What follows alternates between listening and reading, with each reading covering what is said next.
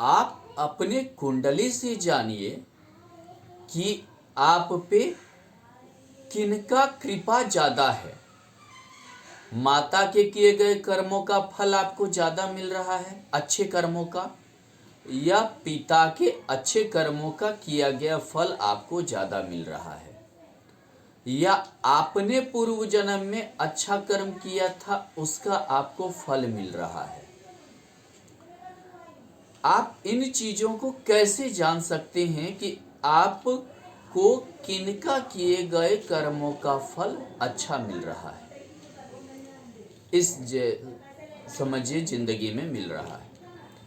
अगर गुरु सूर्य के साथ स्थित है तो समझिए आपको अपने पिता के किए गए कर्मों का फल मिल रहा है, पिता के किए गए अच्छे कर्मों का फल। सूर्य गुरु की युति या गुरु का सूर्य पे दृष्टि, ये आपको आपके पिता के अच्छे कर्मों का फल देगा। अगर जिसको हम गुरुआदित्य योग कहते हैं, अगर देखिए कि अगर मान लीजिए चंद्रमा के साथ गुरु है गज केसरी योग में, तो आपको अपने माता के किए गए अच्छे कर्मों का फल मिल रहा है। यानी कि आपकी माता ने बहुत अच्छे कर्म किए हैं जिनका आपको इस समय फल मिल रहा है, डायरेक्टली या इनडायरेक्टली। दूसरी चीज, अगर मान लीजिए गुरु की युति मंगल के साथ हो तो आपके भाई बहन के अच्छे कर्मों का फल वो देगा आपको, मंगल के साथ गुरु होना।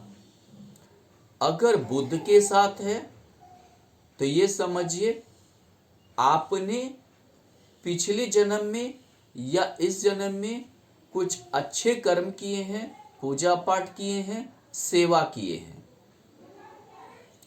तो आपको उस चीज का अच्छा फल मिल रहा है गुरु बुध की युति की वजह से।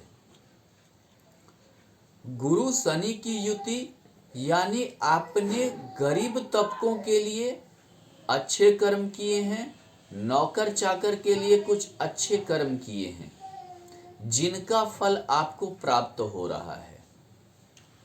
या समझिए कि आपने हो सकता है पिछले जन्म में बहुत ज़्यादा सेवा की हो किसी का, या इस जन्म में आपने किसी का बहुत ज़्यादा सेवा किया है जिन कर्मों का फल आपको मिल रहा है। अगर गुरु चांडाल योग भी हो कुंडली में तो इसका भी मैं निवारण बता देता हूँ। राहु को पुरानी ज्योतिष में चांडाल का दर्जा दिया गया है, यानी कि अगर आप निम्न तबके का सेवा करते हैं, यानी कि निम्न तबका जो है उनकी सेवा करते हैं, खाने पीने का सामान देते हैं या समझिए कपड़े देते हैं, तो आपको उन कर्मों का अच्छा फल मिलेगा। उन कर्मों का आपको समझिए कि वो गुरु अच्छा फल देगा। गुरु केतु की युति यानी आपके अपने धर्मों का, किए गए धर्म का आपको अच्छा फल मिल रहा है। आपने काफी धर्म कर्म किए हैं, काफी की सेवा भावना भी आप में रहा है, आप काफी जो है त्याग किया है अपने जीवन में, जिनके कर्मों का फल आपको मिल रहा है। लग्न में गुरु हो तो आपकी धार्मिक प्रवृत्ति का फल आपको मिला है।